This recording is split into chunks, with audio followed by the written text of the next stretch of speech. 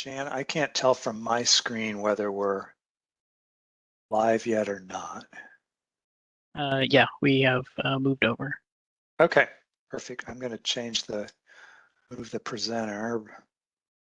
There we go. All right, welcome back, everybody. Thanks, Owen, for letting me know. All right, well, I hope you enjoyed a little bit of respite from us reaching at you. So, for those of you that are, which I think is most folks, are really new to this, I guess I would say stay calm in that, you're probably going to feel overwhelmed as we go through this.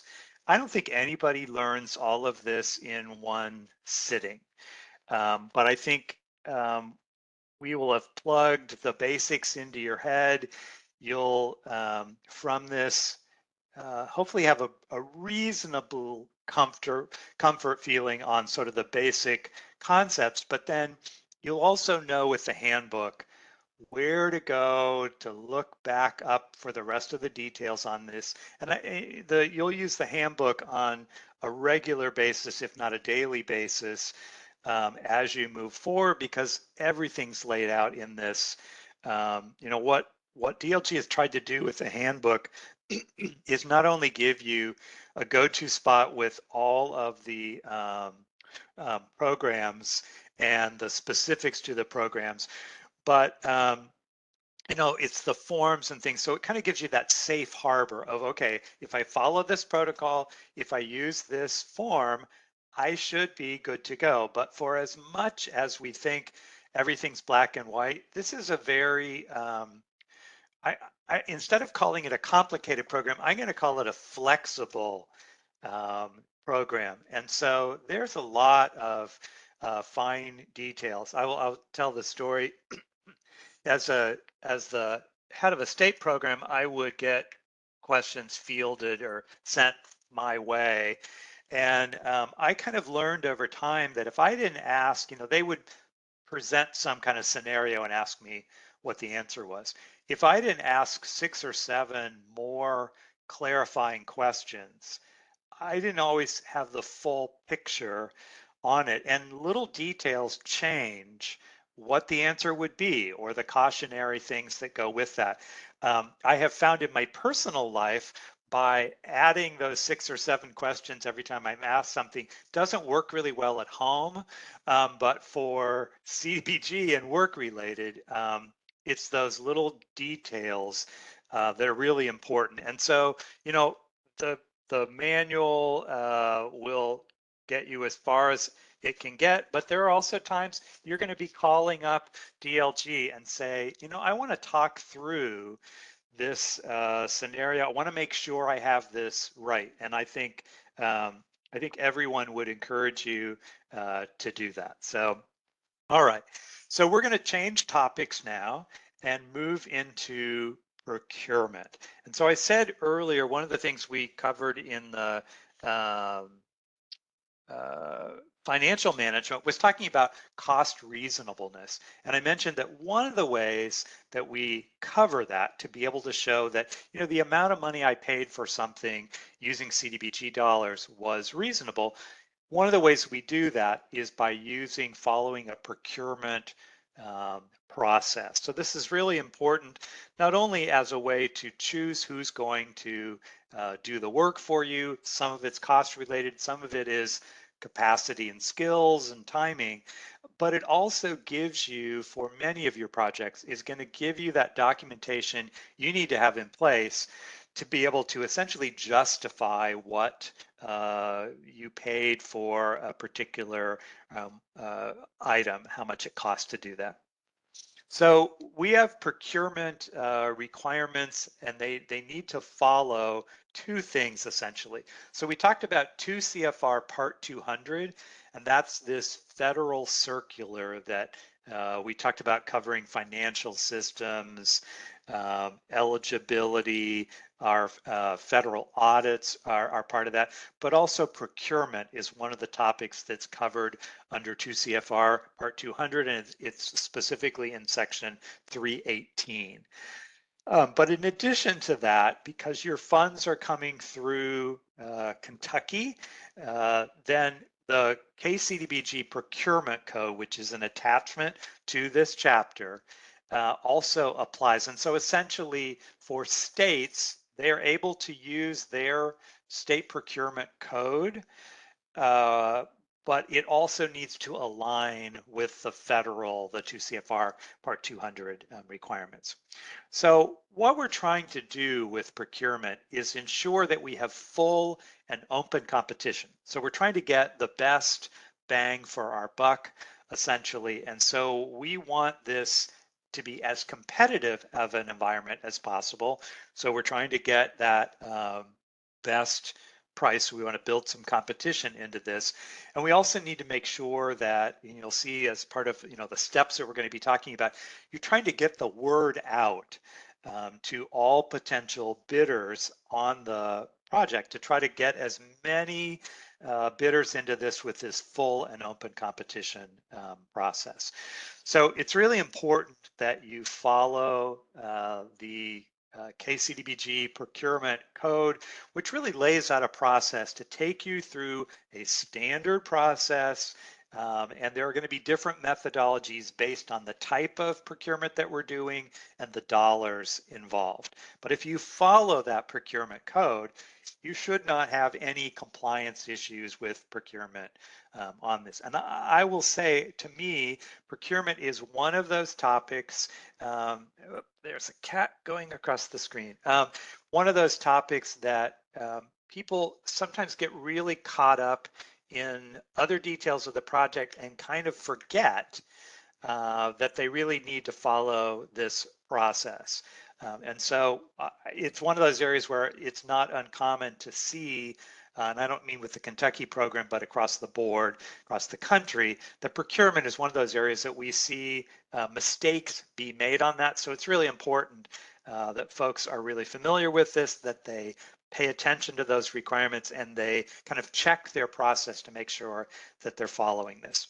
So this provides a code of conduct essentially on this. We'll talk a little bit more about conflicts of interest. So we want this full and open competition. We don't want the mayor's wife to be the only person that's selling the paint for this. We want to make sure that we have an open process. And part of this, we're also going to be talking about some of the overlay of other federal requirements that go in with this. So an effort to include minority and women-owned business enterprises. And also we're going to be talking about Section 3 and the EEO requirements, equal opportunity requirements that go along with this. So let's first talk a little bit about minority and women business enterprises. So we're trying to, when we talk about taking affirmative action, we're doing outreach. We're trying to make sure that we make efforts to include potential minority and women business enterprises that could qualify, that could be a bidder on this project. And so outreach can be done in a number of ways, and we're going to talk through these. So part of your selection criteria could include points that are going to be awarded if the vendor, the bidder, or maybe a subcontractor qualifies as a minority or women business. You could do a set aside of a percentage of the funds that need to be awarded in that way. That probably makes it a little more difficult sometimes to implement, but that's certainly an option for you. Because we're doing this in partnership, so a lot of your projects are going to have, let's use like an infrastructure project, for example. We have a prime contractor, but they are going to then build out the labor force that's needed and the skills that are needed by having perhaps a number of subcontractors. And so you could, as part of implementing this affirmative action on this, you could require that your prime contractors then follow a similar process in trying to solicit bids, trying to do outreach towards potential bidders for these subcontracting, for contracting for materials that would be with qualifying entities.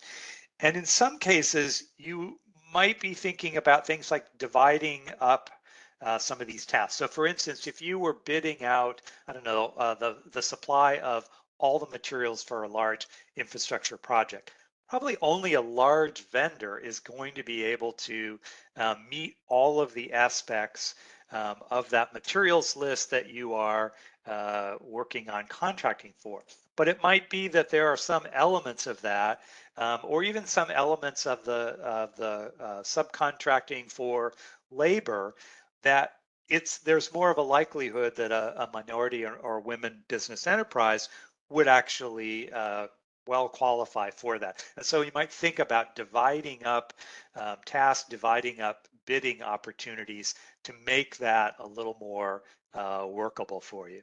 So one of the resources for this in Kentucky is the PTAC office, and there's further information in the chapter for this, chapter 4 that we're working on. But essentially, by providing them the specifications that you're looking for, they're able to use their database of registered entities to also post and route to try to do some matchmaking on that. So that would be one resource that you could use as part of that affirmative action that you're required to take as far as minority and women business enterprise as part of procurement. All right, so let's talk a little bit about Section 3. And I will say Section 3 is something that Andelin and I both do training on the national level for this. I think we did an advanced training for DLG last year or the year before. Section 3 has been around for a long time, but it was recently updated. So the new rule went into effect in November of 2020, which might not seem all that reasonable, but recent. But in the world of regulatory changes, that's still pretty recent on folks figuring out how do we update our program and make sure that we're going to be well prepared on this.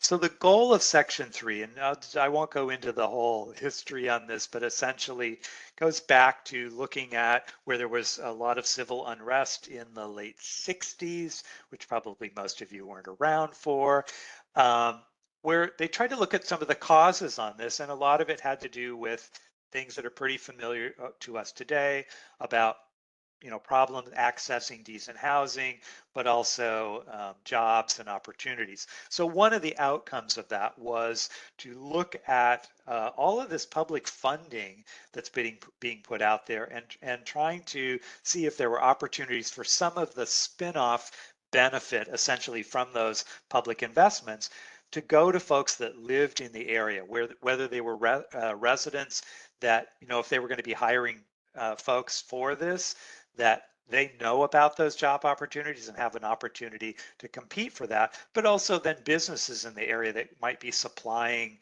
materials as part of this. So for CDBG, Section 3 only applies when you are doing housing construction, housing rehabilitation, which we don't do under regular CDBG a huge amount of, but it also includes other public construction. So when I think of other public construction, the big thing is all of our infrastructure project, water, sewer, street sort of projects. Those are all going to be considered public construction. So it's when this is a publicly owned property or publicly owned improvement that we're then using CDBG funds on. So that's going to apply to quite a bit of what we're doing under regular CDBG. For those of you that end up receiving funding under the disaster funding, there probably will be more housing that will be done. And so we'll also see more Section 3 that would apply with that. So the good news is for CDBG, there is a threshold that under that threshold, the Section 3 does not apply. So the threshold here is if this project has more than $200,000 in triggering funding, which would be CDBG, but it could be also DR and home and other federal funding that's going into that. When we exceed that $200,000, then we're going to trigger the Section 3 requirements. So as DLG is funding projects in your community, they're going to be looking at this and help to determine, this project does trigger Section 3, so we're going to need some of these requirements to be in place.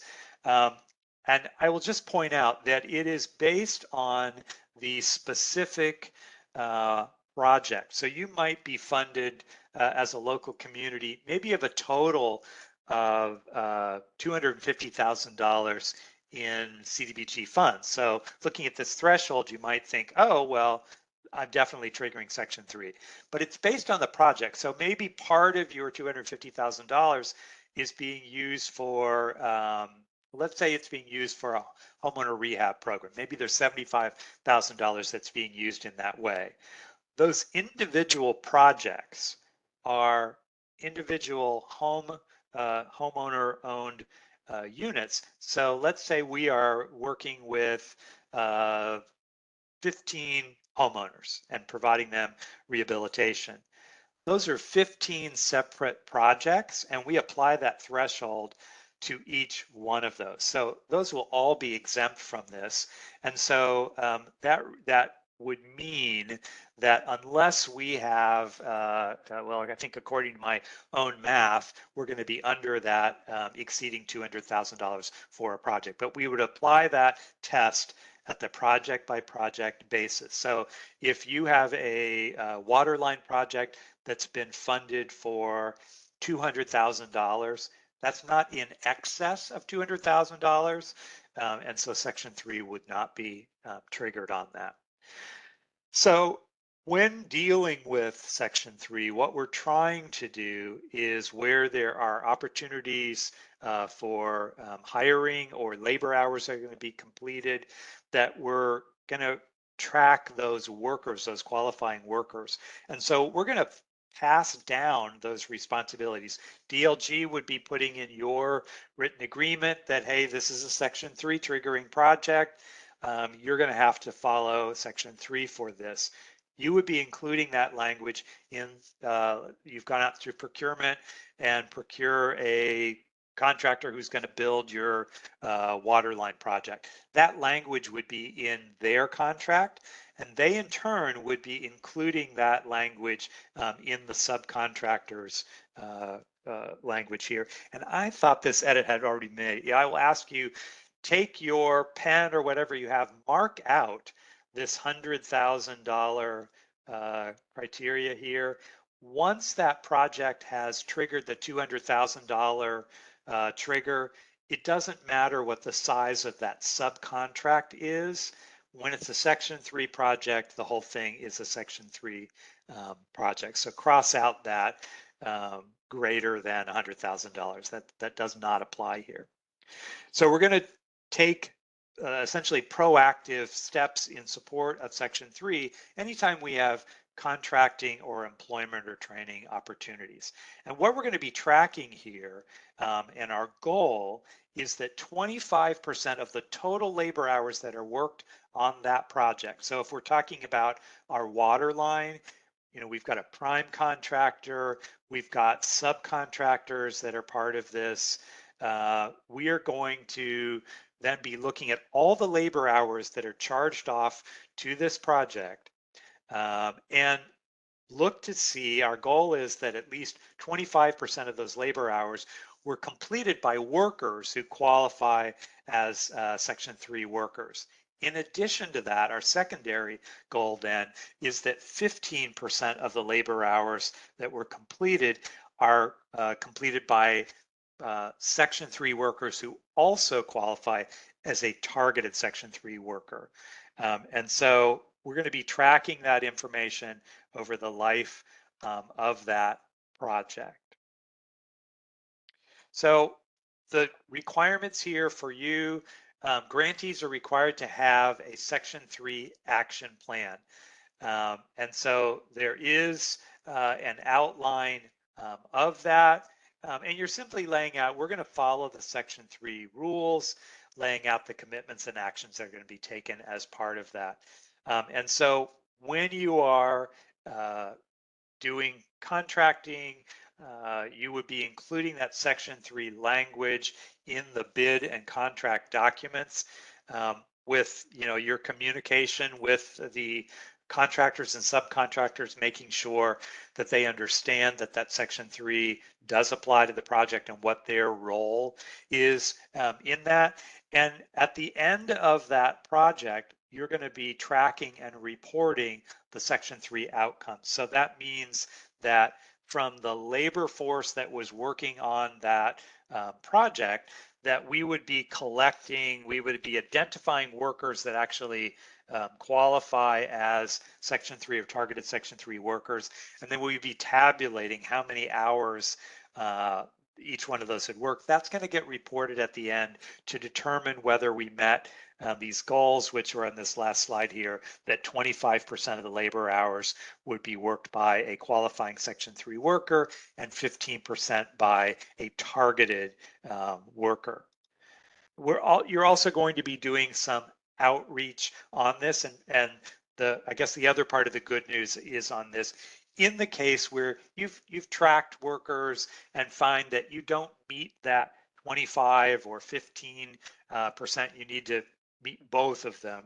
But if you miss one or both of them, you're not necessarily in non-compliance if you're able to show that you did appropriate outreach. And so you'll see in the sample Section 3 plan that it talks about doing outreach when there are opportunities, such as, let's say that our contractor is going to be adding some workers, and so they're going to be hiring, that proactively they would be advertising that in the neighborhood, in the work area. They might be coordinating with maybe a workforce development office or other programs that would help create those linkages between Section 3 eligible workers and that contractor or subcontractor that's going to be completing the work. So that's part of that sample Section 3 action plan. And that's part of what then is captured at the end of the project as part of the closeout report. At the end of this training, we're going to be looking at the closeout report, and we can help highlight that when we get to that. So here's where we talk a little bit more about the outreach. So what we're trying to do is make sure that local businesses that could qualify as Section 3 business concerns would know about the opportunity. Also, if there are workers that could qualify as Section 3 or targeted Section 3 workers, that they know when there are jobs or training opportunities that would be available. And this could certainly be combined with your minority and women business enterprise outreach. Frankly, if we're looking for a minority or women business enterprise, let's say subcontractor for a project, there may be a good opportunity that their workers would also qualify for Section 3. So that combination is kind of logical as part of this. So, you could be holding meetings, you could be distributing information, but it also could be that you are coordinating with others that are already working with people who are seeking employment and training opportunities. That might be local unions, that could be workforce development programs or other sources. And that by documenting that coordination with them of, when there are job opportunities or training opportunities, that they be notified about that would be one of the ways that you could document that, yes, we've done this appropriate outreach. So if we don't meet the 25 goal, the numerical goals, that you would be able to say, well, we missed that, but we have done the required outreach, and you'd still be considered to be in compliance. So doing that outreach is sort of your safety on not meeting the quantitative on this. There is, we did a Section 3 training, and that I'm not sure, Jennifer, do you know, is that posted, recorded and posted on your website?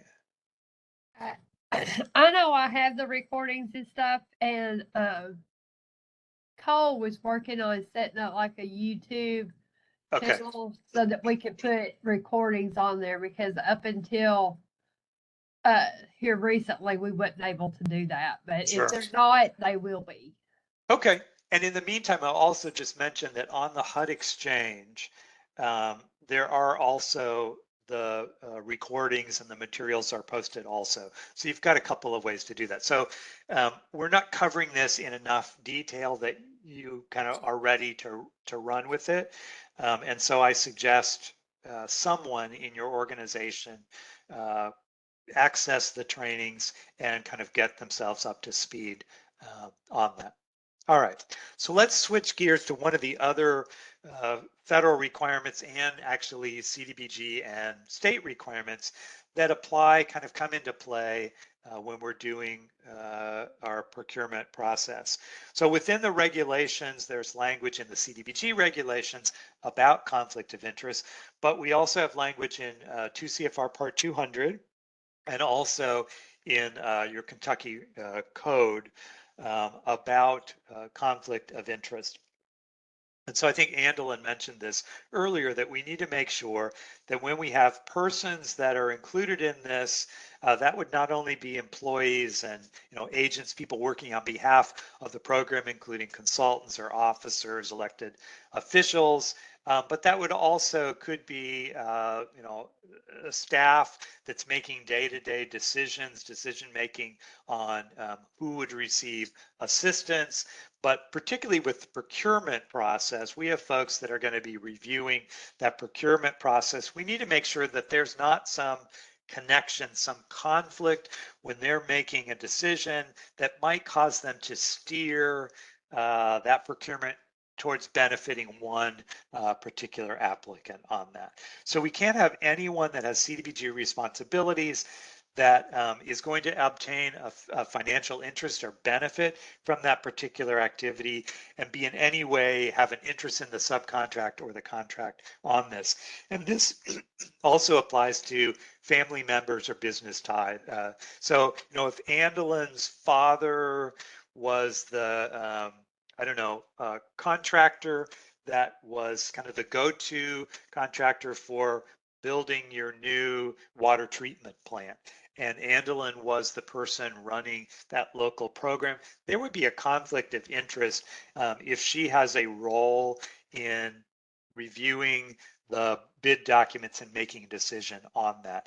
That also applies not only while you're in that position, but for a year after. And the reason for that is, you may have sort of insider information. So if I had this situation when I left the state and went with to work with ICF, that I could not be involved in any of these transactions with the state where I had worked, because I would essentially, for at least a year, because I essentially might have some insider information and some undue influence in procurement decisions. So keep that in mind as far as conflict of interest. There are certificates that have to be signed as part of this, but I think it's one of those things to keep an eye out for as you go along.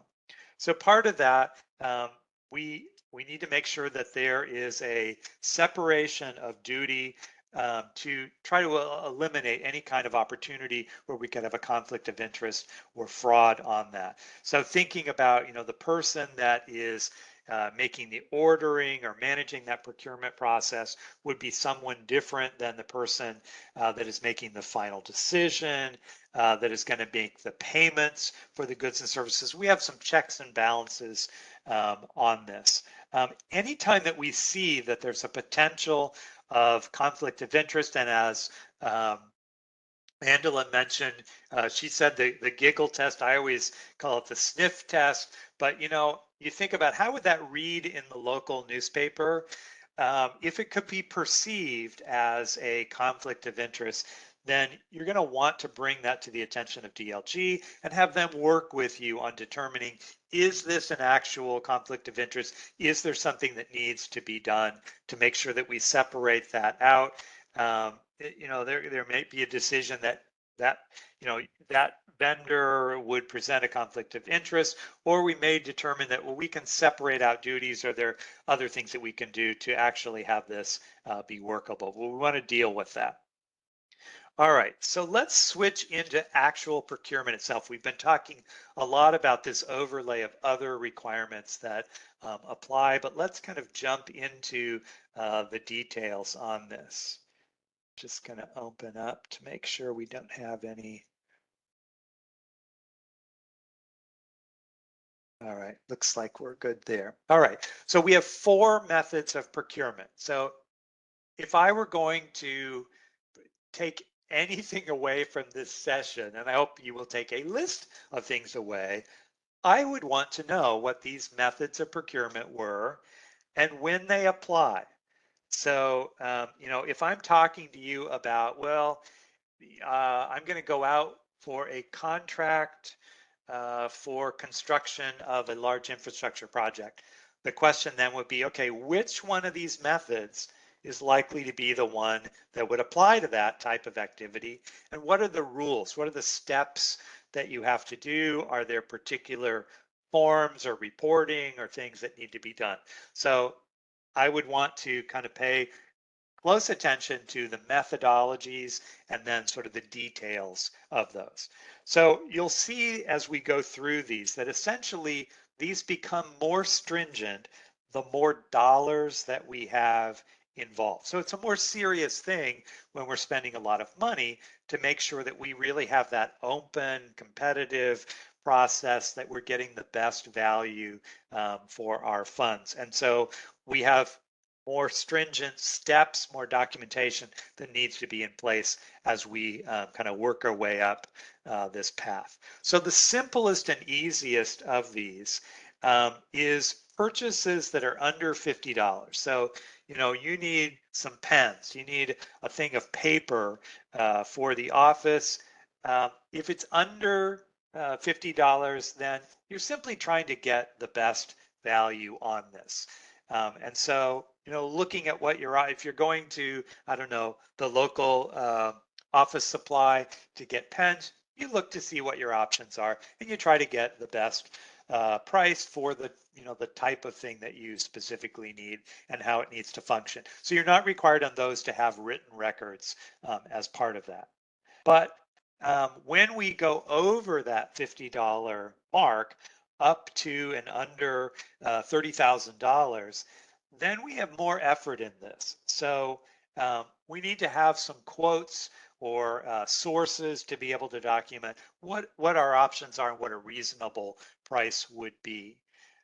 So under $30,000, maybe we're purchasing a computer for the office, or bookcases or something. As part of that, we would have quotes from an adequate number of sources. So we might approach a couple of vendors. We might be able on some things to be able to pull that offline because they have advertisements and the price for some of their offerings, and would be able to provide that. You're going to hold on to that documentation so you can demonstrate that you did that due diligence on this. And then you're going to award this to the lowest responsive and responsible source. You're going to hear us talk about responsive and responsible source. So I'm going to introduce that here, and we'll go further with it when we get into our construction contracting.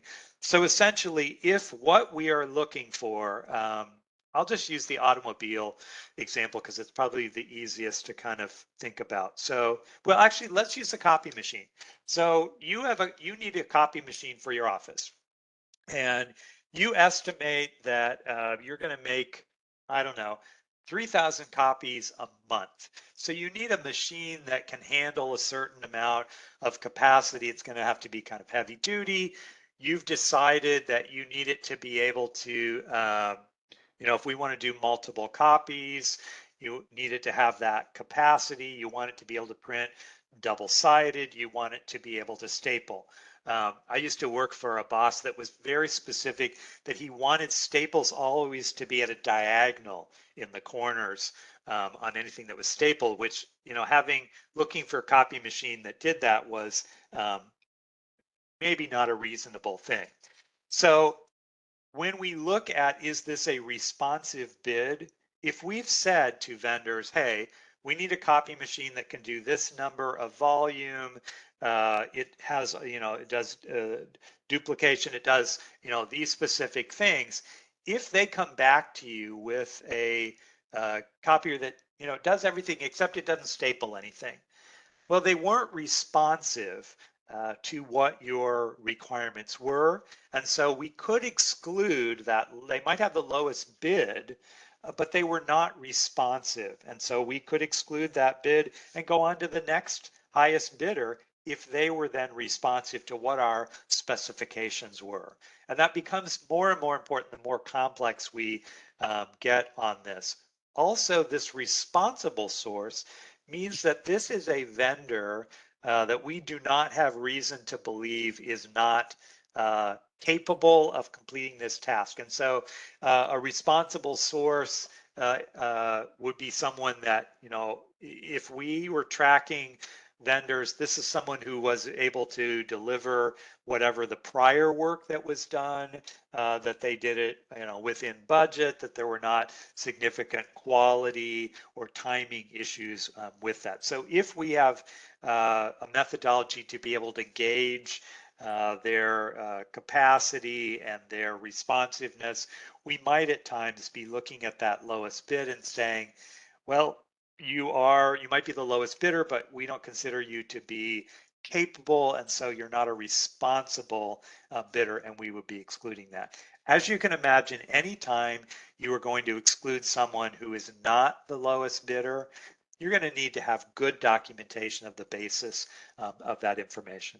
So once you've completed that process, you could prepare and sign the contract on that. So both of these are relatively simple processes, but it gets more complicated as we get into construction. And so this is for any CDBG funds that are being used for construction that is over $30,000, which is probably most all of it. So we have more requirements here. So first off, Andelin mentioned about we can't take any choice limiting actions. And Catherine will be talking about that on Wednesday morning in more detail. But the key issue here is that, with these choice limiting actions, we really can't do the procurement process until that environmental clearance is in place. So we couldn't put out our bid packets on this project until that environmental clearance has been done. So once that environmental clearance has been completed, we would publish a notice about an invitation to bid. So we would let folks know that bidding was going to be open on this, where the bid packet was available for them to download or to pick up. As part of that, we also will let them know when the bid opening is, and that's going to be held as a public bid opening. So we're trying to have a transparent process here so that bid opening will be at a published date and time. The public could attend that. So, maybe in your retirement to keep yourself occupied, you could go to every bid opening in your community and just sit in the room and watch. But essentially what it allows that to happen is, since we're going to have a sealed bid, those bids are going to be opened in a public setting. And they're kept sealed until that point. So no sort of alterations or anything would be happening behind closed doors. So those bids are going to be open. We're going to be recording each of those bids, what their bid amount was. And so we would have tabulated, and let's say we got 3 bids in, we would know at the bid opening who appeared to be the lowest bidder price-wise. But then that review process will begin on trying to determine, are they responsive? Did they give us all of the elements of what we are requiring as part of our contract specifications, and are they a responsible bidder? So we'll have sort of a tentative winner of that competitive process at the bid opening. We'll know who's the lowest bidder, but we won't be able to make that final decision until we've reviewed those bids to make sure they are complete, to make sure that they are responsive and responsible. At the end of that process, Then we'll be awarding, and this would be important to understand, a firm fixed price contract with formalized terms and scope. So that bid packet becomes part of our contract. They specifically are agreeing to do this very specific scope that was part of our well put together bid packet on that. And all those terms and conditions are then captured within that contract and for a specific price on that. And so again, this is an important slide. Probably all of these slides in this section are pretty important to be able to know and go back to. So probably one of the really key things on getting this process to work well is to make sure that that bid packet's really clear. So sort of like my example on the copy machine, having enough detail about what the expectation is, what is it that you want here. And so when we get into public infrastructure, we may have, let's say we're doing some kind of, I don't know, a water treatment plant. We will have a lot of language about capacity, about maybe the types of materials, because we're concerned about having this hold up and be maintainable. We will have probably some standards about the quality of the output, not only in quantity, but in, meeting certain required standards. So all of that needs to be very clearly laid out as part of your technical description of what the bidder needs to be able to deliver as part of that. And so we would expect that those plans and specs are going to be stamped by either a certified architect or an engineer. So they're signing off on that.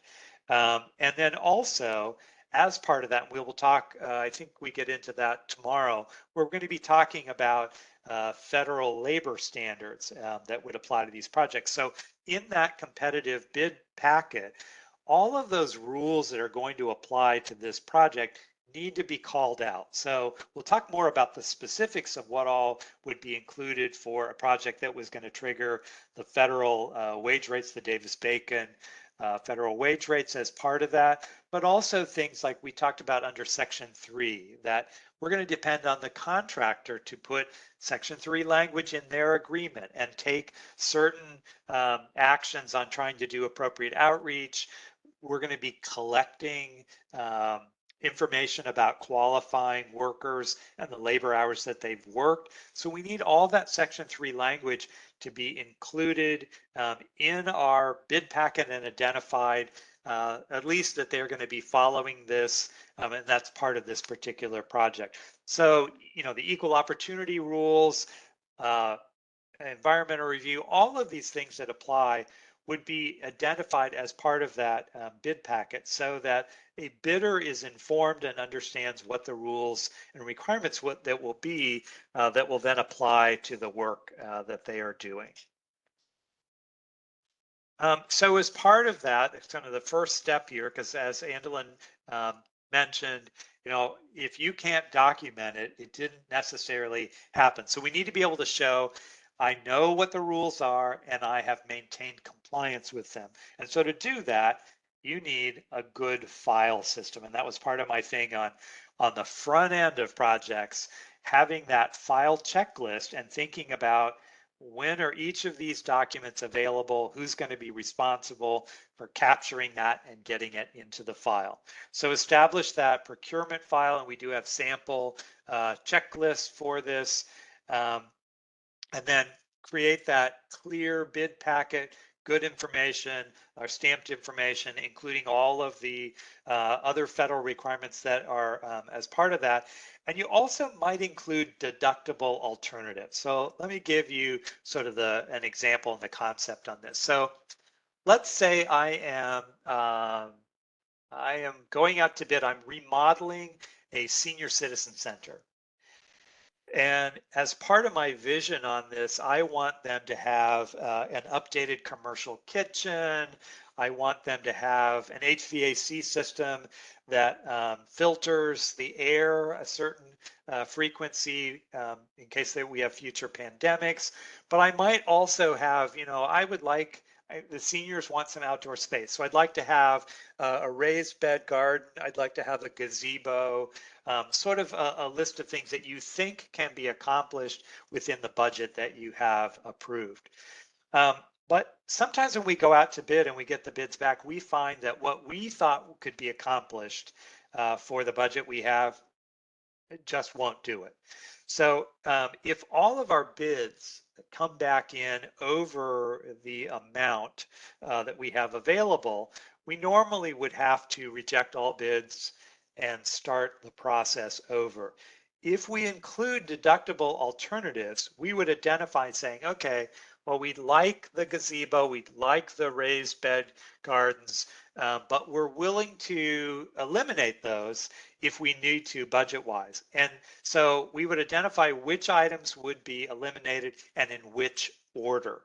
And so if the gazebo was the lowest item on your totem pole, that would be identified as your deductible alternative. So a bidder knows that, you know, if I make all of my profit in these two items and those get cut out of the scope of work, they're suddenly in trouble and probably are going to walk away from this. So we want to give them that information up front about what that process will be. And so that may allow us to save this bid process when it comes back in and we find that they're all over on this.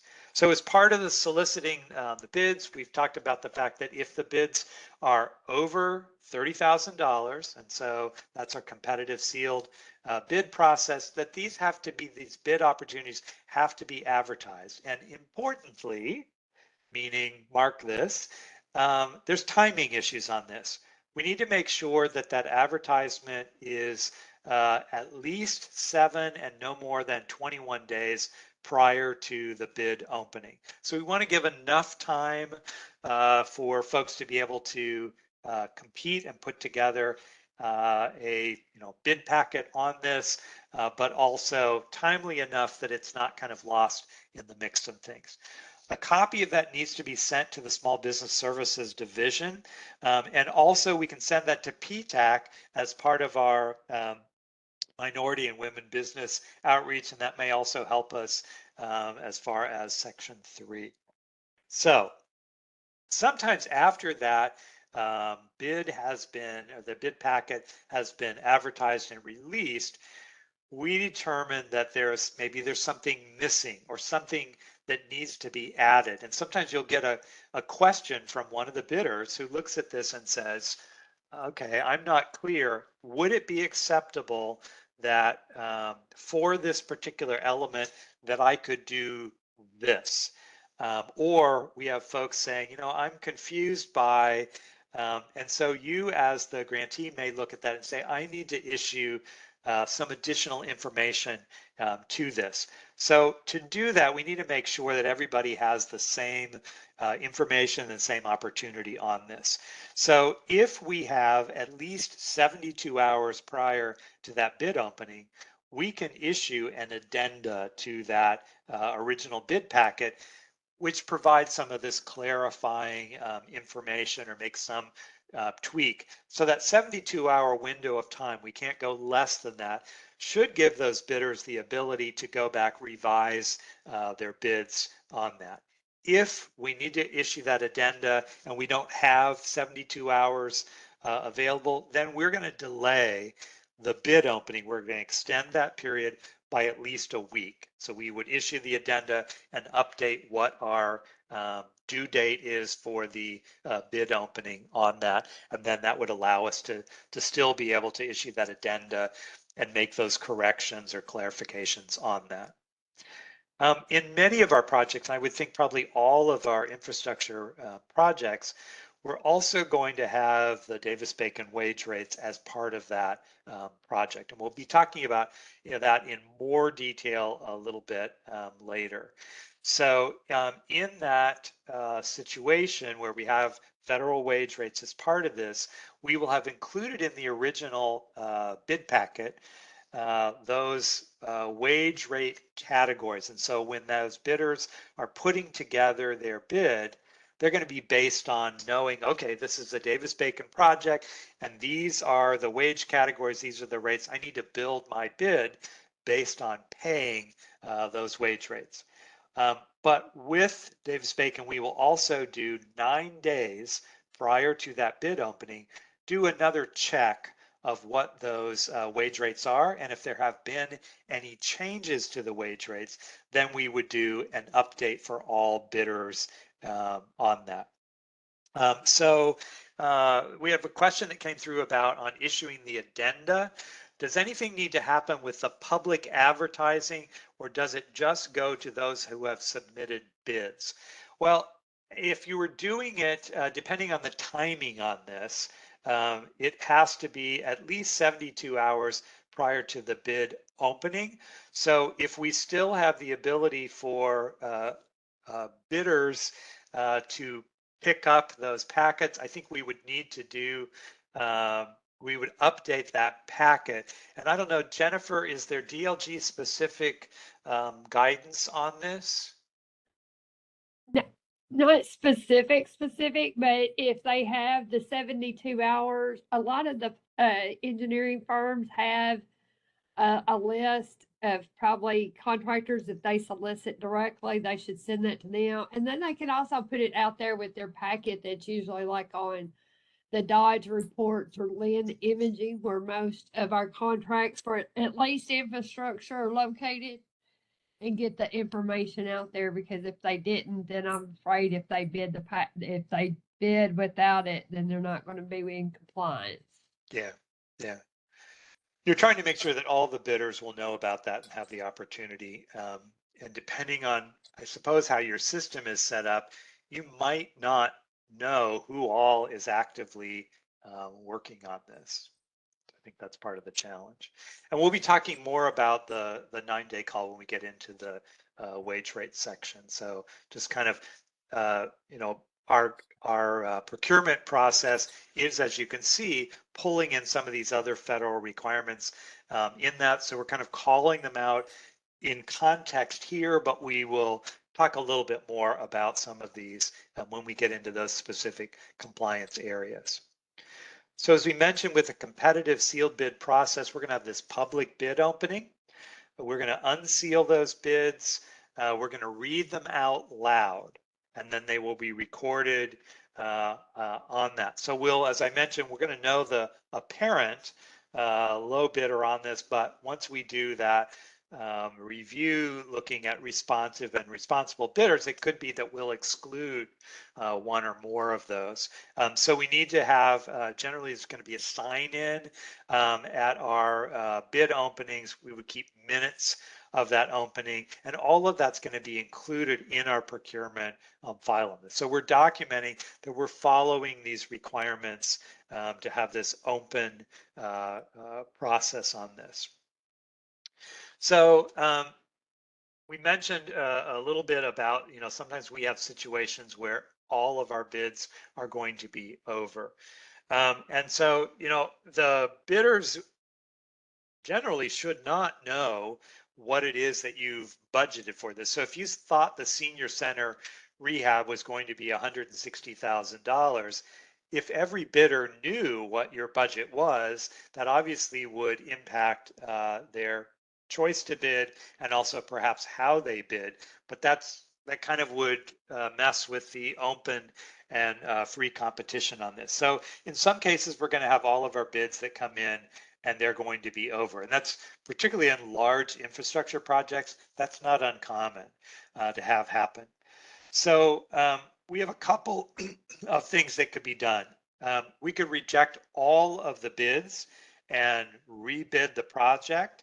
As part of that, I would suggest that you take another look at the scope and the specifications and make sure that you still feel confident that those are correct, that you haven't missed something on that. A lot of times, particularly on large projects, folks kind of put out a big round number on that. Once they realize, let's say they're all rejected, and they realize, oh, the number that's budgeted is lower than that, I'm going to have to be more careful and really go through my numbers very carefully to try to be more competitive, we may see the same group of bidders come in on a second round of bidding, and all of them then come in with a lower number and be able to award that project with no changes to the scope or the specifications. So a lot of projects we will see where you might be simply rebidding the entire project. In some cases, some changes are made to that specification. You could, as part of that process, say, well, this is really an important project. I don't think I'm going to be able to, simply by rebidding this, be able to do this. I'm going to look for some other sources of funding, non-CDBG funds, to be able to fill that gap. And that's certainly an opportunity on that. You could also do a process where you go through competitive negotiations, and that would be with all of the bidders. So they all would be given 7 days to be able to revise their proposal, and then you would go back through your analysis on this. So that's, I think it's kind of an art rather than a science on whether you decide, if they appear to be sort of in striking range, but they're not quite there, maybe this competitive negotiation process with all of the bidders would work to get some or maybe all of those bids tweaked and get them back within your available budget. In other cases, the decision may be to simply go back out to bid. And I think in any of these cases, I would encourage you to talk with GLG staff as you're making that decision on this. I'm glad you said that, Les, because right there, especially when you're talking about having a bid overage and you're going back and looking at revising your scope, that could change and lead into, I know it's something you're going to touch on later, a substantial amendment to the original grant agreement. Could knock you out, could change your LMI or whatever your national objective is. And we've had a couple of projects that we've been where CDBG is acting as a state basic agency for the ARC program. And while we're talking about that, just remember, everybody, if you ask us to do that, or to take that program and carry your project out for you, all these rules that Les is talking about goes into play, except for a couple. But anyway, we've had a couple where they've had to go back and they've changed scopes and stuff, and they did not discuss it with us. And it's been a year and we're still trying to work it out. It has delayed. We could have already done this project twice over. So yeah. And that's they did something without talking to us, and then when it went to bid, it still came in over almost 1.5 times the original budget, and this project scope that they bid wasn't even a third of the original project. So yeah, but that was an ARC project, so it didn't affect LMI. But that is something to consider because we've had another one do the same that was CDBG. Okay, great. And I mean, I think overall, just when in doubt, call DLG, have a conversation. I guess when I was at the state level, I did not take that as a sign of weakness. I took that as a person is trying to be careful and consider all the options and the implications on that. So I would just encourage you to ask in the front end. It's a lot easier to fix things on the front end than after the fact. Right. We would rather you wear us out in the front end. I mean, if you needed to call us every hour on the hour, call us every hour on the hour. Hopefully you won't regret making that statement. I know it, but I mean, yeah. I'd rather. Yeah, a lot of this is a lot easier on the front end to deal with. All right, so we talked about the deductible alternatives, and that would be one of the ways to work through this process. Would be a way to then get that project back within the range by following a standard methodology on eliminating those elements out of bids and seeing whether that got us back within the range.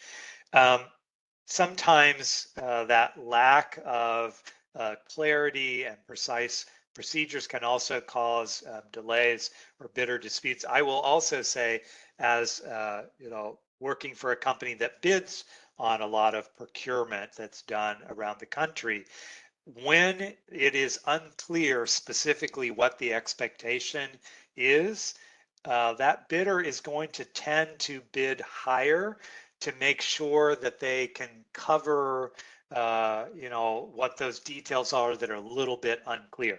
So that the better that clarity is on exactly what they want, you may get much more competitive responses on that.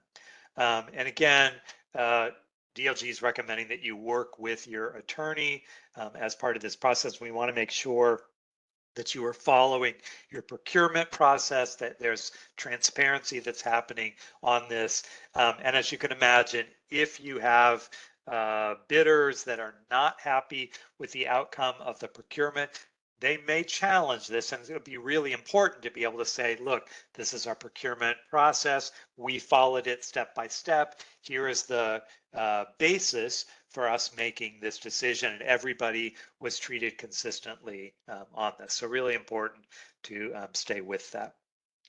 So as part of this process then for the awarding of that contract, once we've gone through that analysis and determined the lowest responsible and responsive bids, we would then prepare the contract. As part of that, we are going to be talking about making sure that we don't have a vendor who is on the debarred list and is ineligible. If that award exceeds 90 days, so there is some speed on getting this done, you will need to go back and reconfirm those wage rates with DLG. So we want to move expeditiously for many reasons from the point that we get through our analysis and have determined who's the lowest responsive and responsive bidder on that.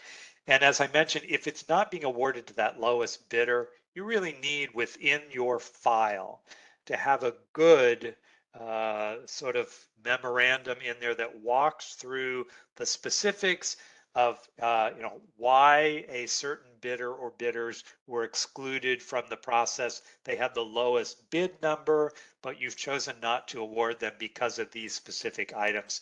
And I think that's something I would want your attorney to also take a look at, and that might be something that I would say to DLG. Here's the situation.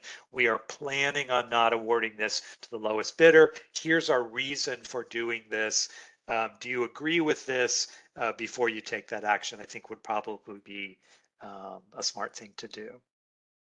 All right, so then let's talk about, so this is our third now level of our method on procurement, competitive negotiation. So we'll see competitive negotiation done usually when we need some kind of professional skills. So it might be where we are hiring an architect, engineer, we might be hiring a consultant who's going to be your administrator for this project. So in these cases, it's not just the cost that's part of this. You know, if we're, I'll use for example, if we are building, let's say we're building a multi-family housing project. Actually, let's use our water treatment plant. So even more technical, we really want someone who knows something about water treatment plants. So it's not just that they're cheap, but we want to know that they have the appropriate capacity and experience so that we're going to get a good product and it's going to hold up, be maintainable, have the outcomes that we need it to be able to produce. So we want not just cost, but also credentials as part of this. And so this would be used where we're going to, this is for services, and we would be issuing a fixed price or an hourly contract could be allowed. And so depending on how we're doing this, we're going to issue either an RFP or an RFQ, and we'll walk through the difference between those two. But in both cases, our RFQ needs to clearly lay out what those evaluation factors are. So you've been transparent about what your decision process will be in determining who's going to be awarded that. So RFP is standing for Request for Proposal, and RFQ is Request for Qualifications. So if the key thing is qualifications, we might do an RFQ where we simply are asking firms to submit showing that they have the qualifications to do this specific type of work. So maybe we're designing our water treatment plant. They would issue RFQs. So price isn't even part of the RFQ. We're simply looking at qualifications. Once we had identified a qualified pool of vendors, then we could negotiate on price. For an RFP, request for proposal, that proposal will have not only their qualifications, but also will have price as part of that. So that's why that's the key difference between RFP and RFQ. So when we're doing that, we're going to make sure that we advertise this process. We're going to try to get the word out to all of the qualified firms. It is not that we're only looking for firms that are located in this city or in this county. We want an open, competitive process. And if this vendor can show that they can be responsive to your needs, whether they are located across the street or they are, 2 counties over, they can participate in this, and we want them as part of that. You will follow that rating and ranking criteria that you have decided on up front. And so it's transparent on how those valuations will be made. So, you may be saying, well, 40% of our evaluation is going to be based on price, and 60% is going to be based on these other criteria of qualifications, responsiveness to the specific needs for this, experience, whatever that would be. That's going to be available. That's a public criteria that those bidders understand. And then we're going to follow that to make our selection of the firm based on what our process would be. That might be, if an RFQ might be specifically to determine, are they qualified, and then we'll deal with price, or it might be a combination of the two. And we're going to have in that procurement file, we're going to have good documentation to show, all the information we put out, our bid packet, all of the marketing that was done, those responses, the bid opening, the minutes from that. We're going to have notations showing that we went through that review process on responsible bidders. And then once we've completed our process on determining our selection, we would then formalize the contract and the terms on that. You do need to notify those who were unsuccessful. I think most folks probably aren't quite as fast on that notification, but you do need to be responsive and let those who were not successful know that. And partly we want to treat all of our bidders well because we want to maintain a competitive process. We want them to understand, that they had a shot at this, that they were treated fairly based on this, and hopefully next time they will be able to be more competitive.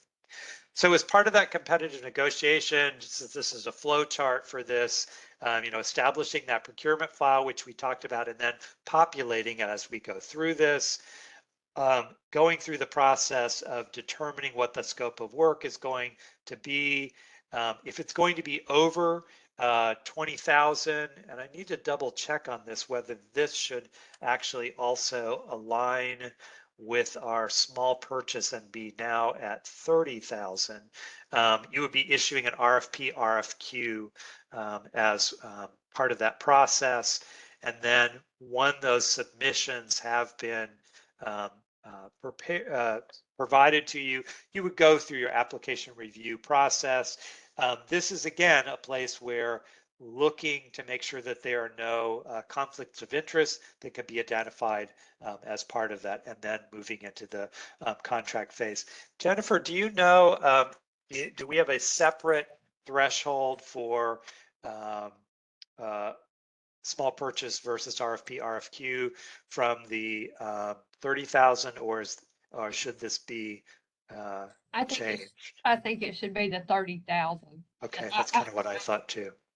It's So I'm going to ask. Budget, I guess. When we were running through the slides, we just overlooked it because I think I changed 20 to 30 on several slides. But yeah. So folks, while you're looking at this, take your pen, mark this as 30,000. We have had, and this is an example of where over time, those regulations, HUD has changed the regulations, and then DLG changes the regulations when they have more flexibility on this. And this is one of the areas where the procurement regulations, there was more flexibility that was added a few years ago on this. All right. So then lastly, and this would be our fourth, because we're going to be able to spit out what those four methodologies are, is non-competitive negotiation. Now, most folks would like to be able to say, you know, there is really only one vendor that can do this. We always work with, you know, Bob, and he's great. We really like him. He's local. And so this is really a non-competitive environment. There's no other vendor here. And that's, you oftentimes hear that where they're saying, well, there's only one vendor in town or in the county. Well, that's really not the criteria here. So sole source is generally going to be when it is such an obscure item that there really is only one vendor. That doesn't happen very often.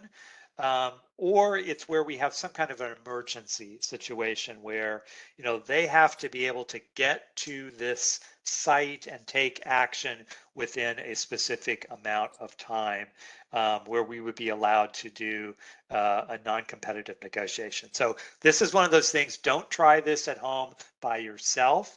This can only be done in conjunction with DLG. So they're going to ask questions about this. They're going to make the call on whether this really is a sole source situation on this. We oftentimes see where people have tried to do a competitive process and only got one bid and have said, oh, well, so this is a non-competitive environment, so we can just call this a non-competitive negotiation. In most cases, the answer to that is going to be, no, you need to go out, do a little bit more marketing on this and see if you can solicit more bids so you can have a competitive environment. So if you believe that you have in the, not very frequently do we see this, then you would contact DLG and they're going to work with you, and only at the point when they say, yes, we agree, it's a non-competitive environment, you can do non-competitive negotiation. Then in those cases only, you would work through a negotiation process, working through the scope and the price on this in conjunction with DLG, and be able to prepare and then sign that contract. Jennifer, anything you want to add to this? Now we have in some areas to where we've gotten to this point, maybe with some engineering, because due to location of and just lack of, and it's not due to lack of outreach or anything like that. They have done, you know, but it just turns out that there might just be one bidder and that's it. But they submit everything to us and we review it I just say it came to my desk and then I usually run it by one of the attorneys as well, just to, you know. But I have to say that the procurement for engineering services here lately, not every some people are crossing RFQ and an RFP together for an engineering, and they really need not to do that. They really need to stick to the RFQ and use the sample that we give them. Is that sample that covers everything? Because right now I've got some coming in that's asking us to pick up and pay for engineering services. But then once we get the procurement documents in, we deem it ineligible because it's kind of cross-reference this part here and this part there, and the documentation to actually approve the engineering is not there. And another thing with engineering, we cannot pay cost plus construction, which a lot of engineering Right. contracts are. We cannot pay on the RD sliding scale anymore. It must be, if you want CDBG or ARC to pay for it under CDBG rules, it must be a fixed price contract or an hourly, not with a not to exceed clause. So I know that's different. Others go used by the RD scale and stuff, but from here on forward, I really want to make that clear that we will not do cost plus construction. And I think that's I think that's a good example that oftentimes you're going to have projects that will have a couple of different funding sources, and you may have another funding source that doesn't require you to do some of these things. But that does not mean that, oh, I don't have to do that now for CDBG. The CDBG rules apply, and you need to be able to document compliance with these. So don't kind of let that lull you into, because I have some other source of funding that I don't need to follow those requirements. And Jennifer, we have a question here about, they're asking, do you generally consider 2 quotes or bids as acceptable, or do you prefer 3? I think across the board, generally folks are trying to shoot for 3 bids, but Jennifer, what would DLG's call be on where you're getting 2 quotes? And sometimes people will say, well, show me how many bids were solicited versus how many were received. Well, I think that would how many you got would probably be on how well you did your outreach. If you just put it out in one place, like advertised it one time in a paper, that maybe but you didn't send it out to some of the engineering firms that are right within the vicinity, and we have several firms that cover several places. So if you didn't do that outreach, or you didn't put it at advertise it the best you possibly could, I don't know that we would look at just 2. We would probably make you go back out. It would just kind of be on a case by case basis. Yeah, good. Okay, thank you. All right, so let's talk about some other procurement issues on this. So in some cases where you're using some local funds for some of the front end costs on a project, procurement's not going to apply for that, but because you weren't following the procurement requirements on that, you can't then turn later to try to use CDBG funds to be reimbursed for that. So you could use local funds to do some of the front end costs. You simply can't seek reimbursement on that when you fail to follow the federal procurement requirements.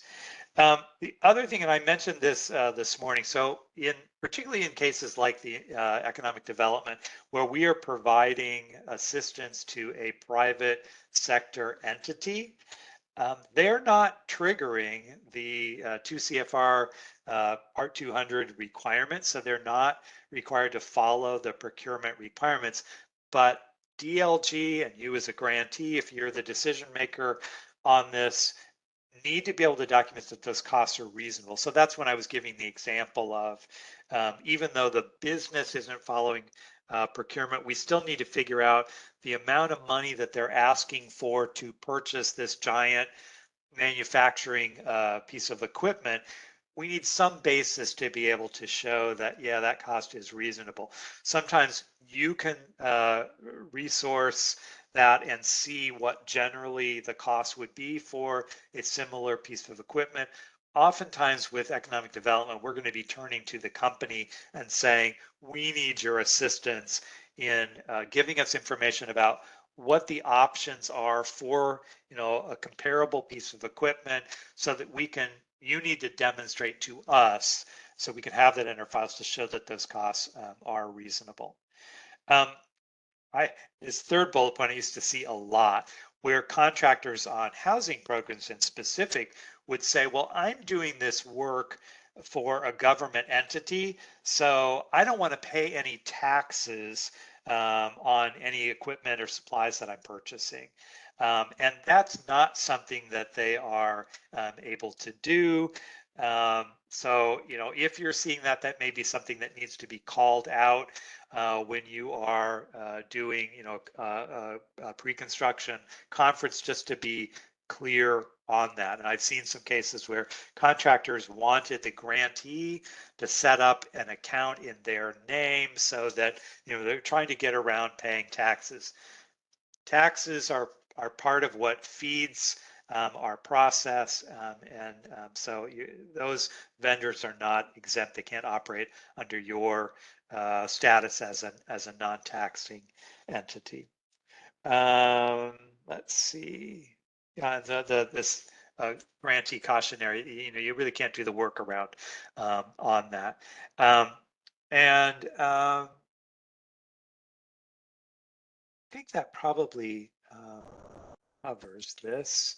So let's close out this section by talking a little bit about the conflict of interest again. And I kind of mentioned that this is one of those things that's incorporated into the process of going through contracting, but we have some formalized ways that this is handled. So if there is a written request from the recipient, DLG may be able to review and give an exception, essentially, on a case-by-case basis. So as Andelin talked about before, the process for this, and this might be something to make a note of, there needs to be a public disclosure of that conflict. So identifying, calling it out that there's a potential conflict on this. And then there needs to be a proposed workaround for this. So in the instance where we mentioned that the conflict is that there's someone who's in a decision-making position on the grantee side that has a conflict with a potential bidder, there may be cases where we're able to take them completely out of that role as part of this process. We'd also want to make sure we could verify that there wasn't somehow, an information flow that was giving that bidder some other opportunity with insider information on this. So there would be a certification done by local legal counsel identifying the conflict of interest, laying out this proposal to be able to withdraw this person, so to eliminate that conflict of interest. And then there would be an opinion given by the local attorney that would say that they believed, based on this, that it would not violate state or local law. And of course, we mentioned that there are regulations in the CDBG regulations and also in Part 200. So, we not only need to pay attention to state and local law, but also the CDBG and the federal requirements on this. So there are some limited cases where there might be a conflict of interest that there could be an allowable workaround, but it has to be done in conjunction with DLG's review, and it has to be in conjunction with a legal opinion from that local representative for the grantee. All right, so you're probably breathing a little bit of a sigh of relief that we've made it through that. This is a lot of information in one day. Let's see.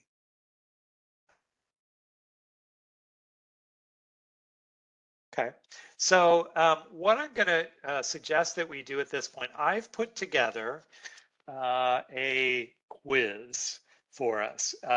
Not to give you test anxiety. The goal here is to kind of refresh your memory of some of these key topics that we talked about throughout today's session, and then also to be able to kind of help you a little bit, I think, on identifying that process that we go through on this. So I'm going to pop up each one of these. If we were in a room together, I would probably have you like shout out on this, but I think we'll just give you a minute to come up with what your answer is. Or in the case where you don't know the answer, think about what would my step be to find this? So go Excuse ahead. me. Hi. We have a couple questions, and I thought maybe we can get to that before we do the quiz, Okay. if that's okay. Yeah. The follow-up from the do you generally consider two quotes and bids acceptable? There was a follow-up comment that that's for procurement in general, not just engineering. Not sure if you saw that during that Yeah. conversation. Yeah. Okay, and then someone just said if a city council member helping make grant decisions is also a non-compensated board member for a nonprofit subrecipient, is that a conflict of interest? I would think it would be just because of their participation on the other side and their ability to perhaps sway the decision-making process. So I do think when there's a question on that, first you would go to your local legal counsel and then also contact DLG and ask them for guidance on that. And the city council member could recuse themselves from making grant decisions Yes. potentially, but it's a Yeah. pretty strong conflict of interest, I think. Yeah, So I agree. definitely want to contact DLG. And that should be a normal practice, frankly. I sit on the local planning commission, and anytime that there's any sort of connection, if it's particularly if it's a neighbor, I recuse myself on that, and should be a standard for folks. Absolutely. All right, I think that's it. There was another note in here about procuring equipment. You may not list brand names. You must use the and I think Jennifer might have said that when you guys were discussing it, but not sure if you did. When procuring equipment, you may not list brand names. You must use the or equal clause in the procurement document. Right. Just make a And note of that. I'll just make a note on that. So, and you see this a lot more in housing, but I can imagine that you would see it in infrastructure projects also. Because we have a competitive process, we're kind of, to be a successful bidder, you're trying to figure out the cheapest way to get this done. So the cheapest piece of equipment and the fastest installation on this. And so calling out some of these standards, and that might be like efficiency that a furnace operates in, or ability to produce volume of potable water, or whatever that would be. Having those, calling out those specifications is really important on making sure that you don't get the cheapest thing, that you get what's going to be the right thing for you. So calling out and saying, I want this kind of this quality or equivalent, leaves the door open for it. You're not just tied to one brand or one item, but it is trying to set the bar on the quality and performance on that. So I think that's a really key part of well laid out specifications, to try to figure out, how do I have enough detail on this to make sure that even though this is price competitive, that I am getting a good value and a good product that's going to hold up over time. Absolutely. We have one more question just came in about the final exam. How many questions are on the final exam? Multiple choice, open-ended, mixture of both. Can we disclose that information? Absolutely. There are 100 questions on the exam, and they are a mix. So there are some that it's a short answer, a couple of words. There are a lot of them that are multiple choice. There might be a couple that would say, identify any of these options. There might be, two correct answers on this. There are some true false questions on there. There are no essay questions. There aren't any complicated mathematical calculations on that. So, all right. So let's jump into the quiz. And this is not a bad, I think this is not a bad example of what your test might look like. Obviously, I'm not using test questions on this. All right, so our first one here, what are 3 examples of evidentiary materials that will need to be in place prior to DLG issuing a funding agreement? So I hope that the first thing in your mental process is, okay, what are evidentiary material? Okay, I remember that was in chapter 1. Andelin talked about that in program administration. So even if you don't know examples, and we talked about fair housing resolution and environmental review. I mean, there was a whole list there. But you would know, okay, I can flip to my slides for that chapter, and I'm going to know that. I can open up that chapter and be able to pull that pretty quickly.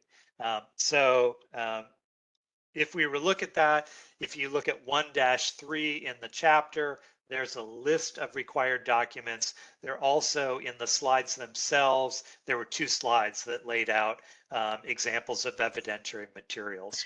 So if I can jump in here, some of those include the environmental review tear sheets, submission of the environmental review.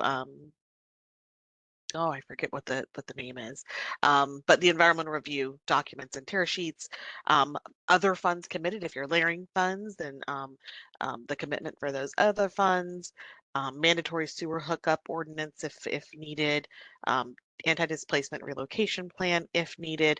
There are a lot of them. The state clearinghouse assurances and comments, fair housing resolution, conflict of interest.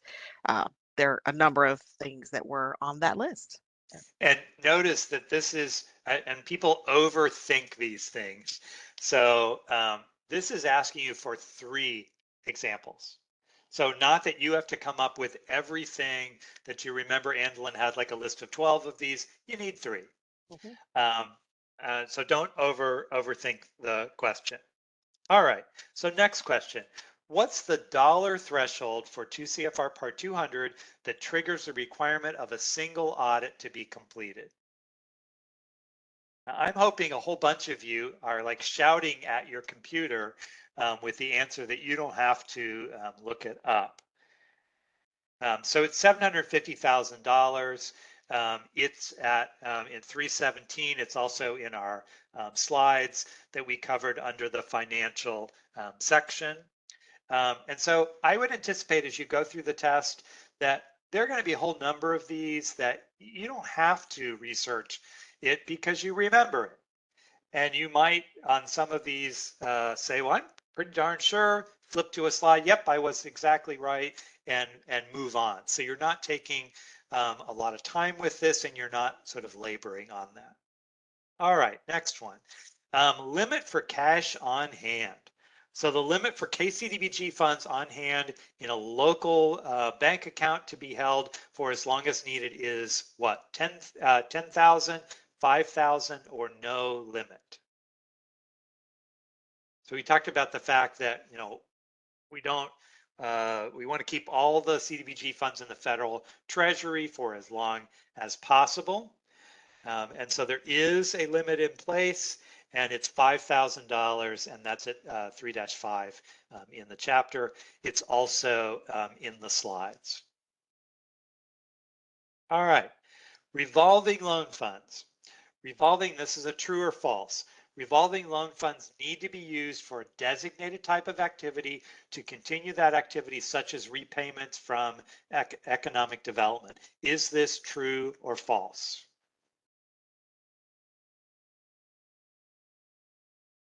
This is true. We talked about that revolving loan funds are a subset of your program income. So as part of that, your program will be set up designating the type of activity that these are going to be used for. So you're really kind of setting these aside for a specific use. And DLG is going to be monitoring to make sure that you're actually following that. We talked about the fact that you're needing to have a RLF plan in place and some components of that And so you could look at 311 and 313 in the handbook for some additional information on that. Financial management system. What are the required elements of a financial management system? And I think looking at that, would come up with a few at the top of my head, but that would make me think, I'm sure that that's been spelled out. I would probably first look at my slides and then look in the chapter. And so on slide 27, it was talked about as recording. It says financial system that records all financial transactions. It is able to track those expenditures to what that allowable activity was. Shows compliance with all the applicable laws to make sure we don't pay for these things if they are not eligible under the laws, regulations, and rules that would apply to that. All right, record keeping. How long do we need to maintain records for CDBG, and when do I start counting for that period? Hopefully this is another one that's a shout out for you, or will be by Thursday. And so we talked about it's a 5-year record retention period.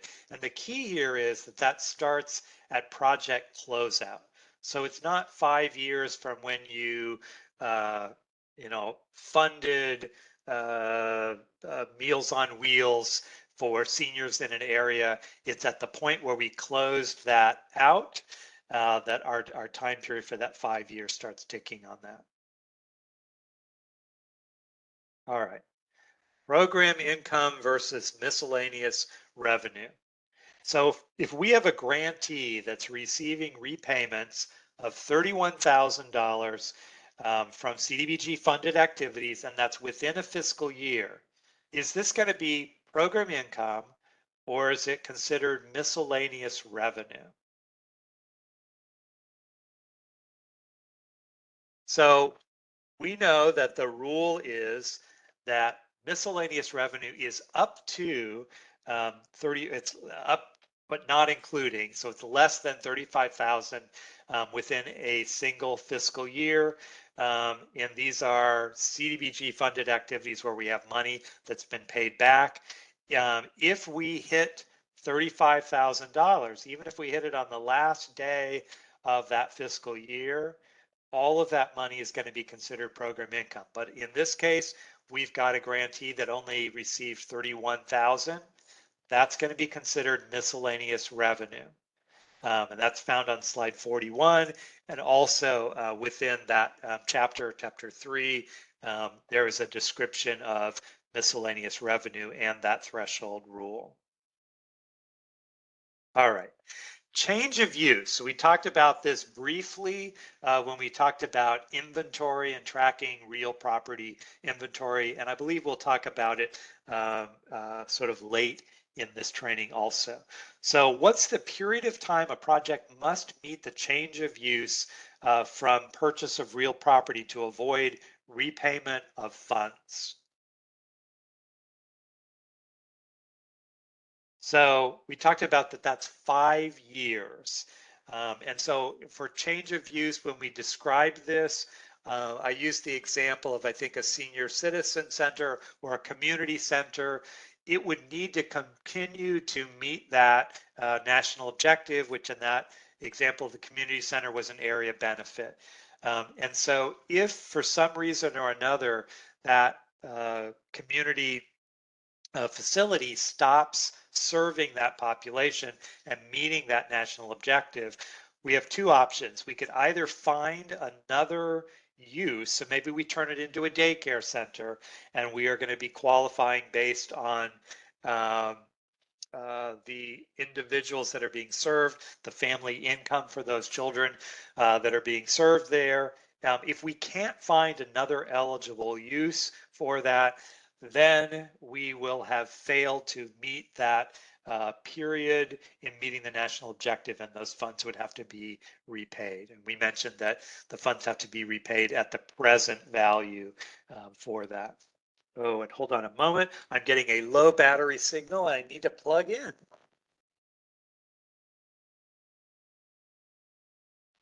Maybe I can help for a moment. While you're plugging in, I think we're good. super fast. Okay. All right. Thank goodness there's a little bell that I can hear on that. So revolving loan funds, RLF, we oftentimes abbreviate for that. They need to be designated, this is a true or false, designated for a specific type of activity to continue that activity, such as repayment of economic development. True or false? I think we actually already hit this on an earlier question. Yeah, this to qualify as a revolving loan fund, it's set up, we would have policies in place, which would include what your criteria was going to be, your marketing on this. You will be required to report on the funds that are being held, and that would be part of your process. All right. Here's a different kind of questions. Where would I look up the definition of low or moderate income? And you might get a question that says, tell me the definition of something. So within the handbook, at the front of the handbook, there's a glossary of terms and acronyms. So anytime you're asked for a definition, probably the first place I would go is right to that glossary and be able to pull that up. So it's on page 11 of the glossary in the beginning, and that's kind of I mentioned that, you know, having the table of contents to kind of figure out the path you're going, having the glossary, having that list of attachments are going to be sort of the shortcuts on being able to pull that information quickly or verify what you think you know just to make it sure. Okay, so what are the requirements for an RLF and establishing one? So in this, we talked about this on slide 41, that you have to have guidelines in place and they would be submitted to DLG. So again, it's going to lay out that design of your program, what you're going to do with the funds, what your process is going to be, and the oversight that will be provided on that. And part of that is that we talked about that our program income and our revolving loan funds all require, they keep that federal identity on the funds. So we need to make sure that as you reuse those funds and re-obligate them to new projects, that all of those other federal requirements, in addition to the CDBG requirements, are being applied and implemented to make sure that we have an acceptable use of those funds. All right, program income, and this also applies to miscellaneous revenue. How often do I need to report on program income and miscellaneous revenue, and what form am I going to use to do that?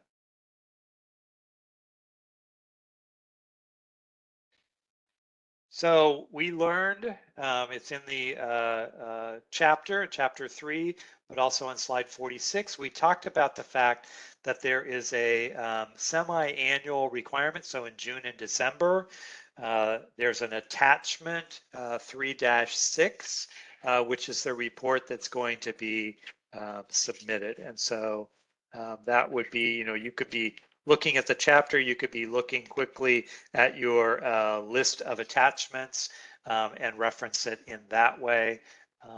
But kind of thinking through on some of these, you're not going to know this off the top of your head, but you'll be able to quickly find the answer for that. And you'll do that on a regular basis as you're implementing a project. We talked a little bit about the payment completion form and that there are 5 sections of that. I would think this might not be something you remember off the top of your head. So if you flipped back, you would think, well, that's in the financial section. And I think if you flip to those slides, you would see on slide 48, you would also see within the chapter that the sections of that are asking for, you know, being able to identify the grant, specifically that these funds are being drawn from. And then we talked about the status of funds. So that's also where you're reporting that you've received some program income since the last draw. You're identifying the cash requirements that are needed for that draw. And remember, we're going to back out and have you spend the program income first.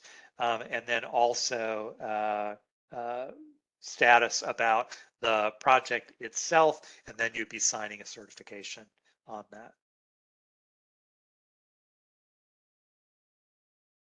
All right, and then state audits. Who will conduct, if I'm a county, who's going to be conducting that audit for my county? We talked about both federal and state audits. So for the counties, that's going to be completed by the state auditor. It goes back to KRS. There's a section on that, and we talked about this on slide 53, and it's also spelled out within the chapter. So on any of these, you've got some options on being able to look at that. And I've got a note here in the chat, trying to see, this is coming from Jennifer. So we're being told that the small purchase is going to be amended as of late June, and that small purchase figure is going to go to 40,000. So for the purposes of the test, follow what's in the handbook and what's in the slides, but DLG will have to put out a notice to folks and do a quick update on that portion of the handbook.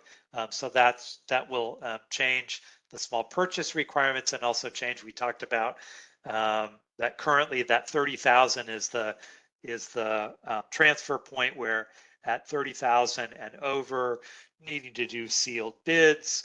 So that's going to change to 40,000 when that goes into force. All right, so that's our quiz for today. This should give you some sense of, as you're seeing these questions, either you're panicked and thinking, I don't know any of this stuff, which should be an indicator, okay, I need to just go back, look at the slides, look at the chapters on these related things, and make some notes for myself. And I think that'll solidify that information for you, but also thinking about, on any of these where you didn't know that answer off the top of your head, could you have easily identified, oh, I know what chapter that was in, I know where to look in the slides, I know how to pull up using the table of contents or the glossary or that list of attachments. And then maybe do some review and kind of familiarizing yourself with that as we go along. So with that, I think we're going to let folks go for the day. I do recommend that you do a little bit of review with some of this semi-fresh in your head. And also, we'll be happy to, in the morning, if you have, from looking through some of that, if you have additional questions, we'll ask you at the beginning of tomorrow's session whether you have any additional questions. And if so, we will try to address those first before we jump into new materials. Thanks, everybody. I know this has been a long day, but we've gotten through a lot of important information. So have a good evening, and we'll see you in the morning. Thank you, guys. Y'all did great.